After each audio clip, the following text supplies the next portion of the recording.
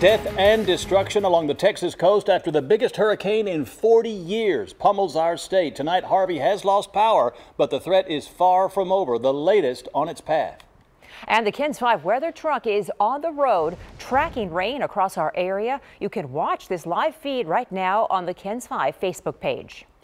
Good evening. Harvey has been downgraded to a tropical storm, but remains a major threat to Texas tonight. We go right over to Bill Taylor for the very latest. Bill? Thank you, Sarah. Yeah, east of San Antonio, guys, the rainfall estimates are staggering. We're still looking at catastrophic flooding east of I-35, east of 37, and there will be some flooding in the coming days. It's going to take a little while for eastern Bexar County because I definitely think some of these rainfall amounts will begin to pile up as we get to Sunday night and Monday.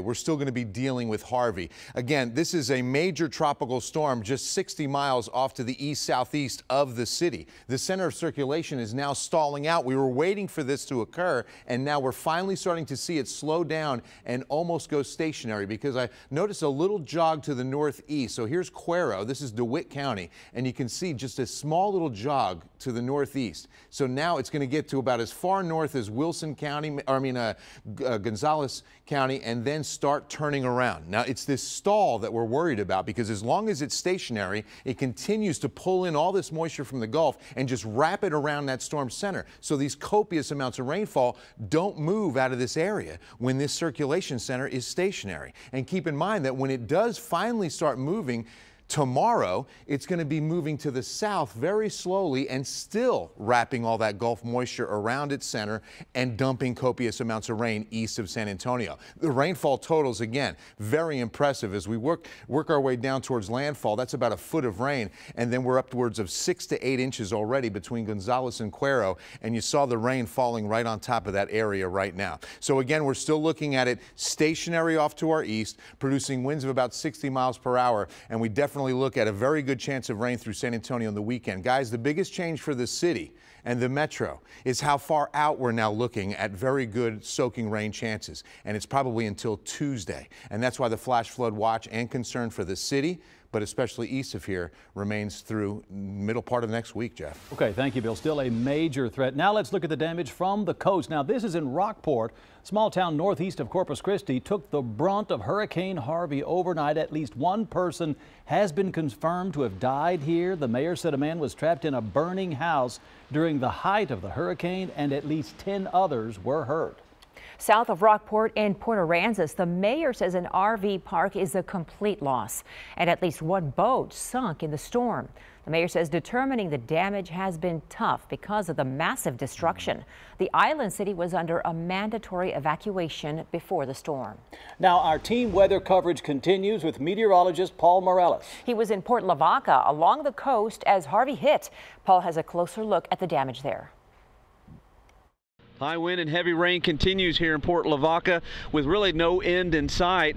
From our hotel to this location, we saw numerous power lines down, tree damage, flooded roads. Also, as you would expect, here at the marina, folks that did not tie down and secure the boats, they didn't fare so well. We've seen a lot of boats damaged as well, and the power is out to the entire city, so the police, they're enforcing the curfew.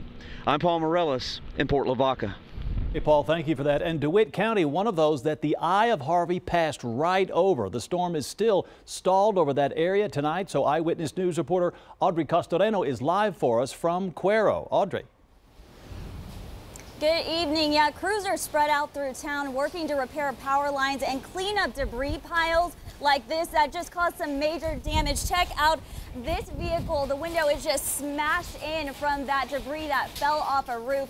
And with winds picking up this evening, well, those crews' efforts, they may be halted. It was really the wind that packed a punch this morning in this small community, uprooting trees, tearing down signs and power lines, leaving many in the dark with conditions too dangerous for utility workers to get to early this morning. The Executive Inn and Suites here, it had its roof ripped off, which caused a part of the ceiling to cave in. The DeWitt County Sheriff deeming it unsafe and forcing those staying here to be evacuated to a shelter. And as conditions get worse, the sheriff, he offers this advice. My advice to folks that if you are in a safe place right now, you should not be moving. You need to stay where you're at.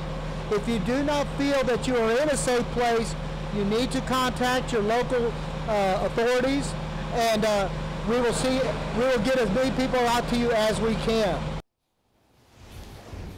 So like you just heard, although some people are out and about because things did come to a little lull here in DeWitt County, well, they are only expected to get worse into this evening with those winds picking up and the rain starting to pick up as well. So reporting live from Cuero in DeWitt County, Audrey Casoreno, KENS 5 Eyewitness News. All right, thank you, Audrey, for that update. And just about 30 minutes, a 30-minute drive south of Cuero is Goliad, and the situation there is just as bad. Sports Director Joe Reinagle joins us live from the city tonight. And Joe, you saw Harvey's damage firsthand. Well, I tell you what, Sarah, it was a rough night last night. The winds were just howling and continually. It was rough, and you can see what happened. Some of the destruction that we're dealing with this morning as we got up. This huge tree toppled over, and Vinny, I want you to get a shot of this if you can. Check this out. As it moved from its roots, you can see the sidewalk has come up with it. This is just a massive tree, and some of the locals were telling me this tree has been here for decades. It is unreal. More trees uprooted. If you can get a shot of this over here, Vinny, you see the tree that has fallen over there has knocked out the fence. That is what this city is dealing with. It is just a mess. When you look around here, you see tree limbs, you see trees uprooted, and you can see the wind gusts that are still picking up here in Goliad. The rain hasn't been heavy, but it's been steady for at least 36 hours now. They're not dealing with a lot of flooding here in Goliad, but if you go a little bit east, there is some ponding heading towards Victoria. So a massive cleanup for these folks right now, and it's still a ghost town, guys, because there's no power in the entire city. Folks are staying indoors. We'll send it back to you. Okay, Joe Reinagle reporting live for us from Goliad. Thank you, Joe, for that. Now, hundreds of evacuees are still on their way to San Antonio from Karns County, that's just south of here, to seek safety from Tropical Storm Harvey. But many chose to stay behind. Eyewitness News reporter Charlie Cooper is live for us in Karns County. And Charlie, you say you spoke to some people who were just not afraid to ride out the storm. That's right, Jeff. We actually ran into some people at a Dollar General here who said that they were picking up items for a Hurricane Harvey party since the county is asking people to stay indoors. And in fact, a lot of people are heeding to that caution. They are hoping that people will stay indoors and also just not call 911 as well. They said that people are taking up that resource or tying up that resource.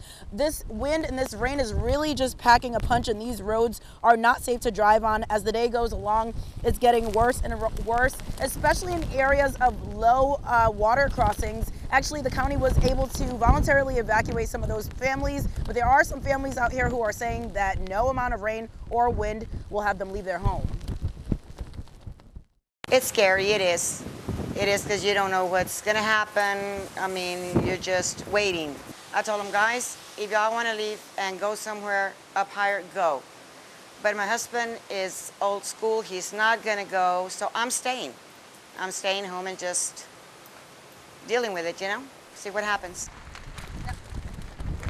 The county says that they have different entities in place, everything from EMS to nursing home personnel on standby, just in case the people who did decide to stay here fall into a major emergency. They are ready for that. They are, like I said, asking people not to call 911 for things like downed trees because it is tying up their system right now. Instead, they're asking that people call 830-780-3931. Reporting live in Karns County, Charlie Cooper, KENS 5 Eyewitness News. All right, Charlie, thank you. And as we go to break, here's a look at power outages around San Antonio. More than 2,900 customers are without power. We'll be right back.